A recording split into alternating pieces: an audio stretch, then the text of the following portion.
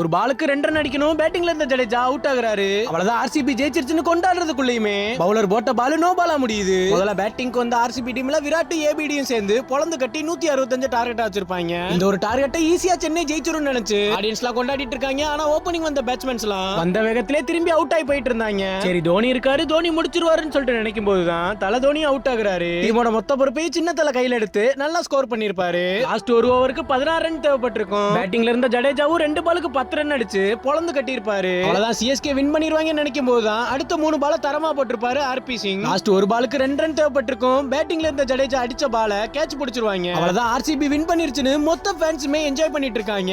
Umpire no ball சிக்னலை காட்டுறாரு. விராட் கோலி மட்டும் இல்லாம அங்க இருந்த ஒட்டுமொத்த ஆர்சிபி ஃபேன்ஸும் ஷாக் ஆகுறாங்க. என்னதான் அன்னைக்கு மேட்ச சிஎஸ்கே ஜெயிச்சிருந்தாலும் லாஸ்ட் பால் வரைக்கும் போறாருன்னு ஆர்சிபி டீமை எந்த ஒரு ஆர்சிபி ஃபேனும் மறக்க மாட்டாங்க. ஆர்சிபினா ரெட் கலர் ஆட்டையும் சிஎஸ்கேனா எல்லோ கலர் ஆட்டையும் கமெண்ட்ஸ் தெரிவிக்க விடுங்க. இன்னொரு இன்ட்ரெஸ்டிங்கான வீடியோல பார்க்கலாம்.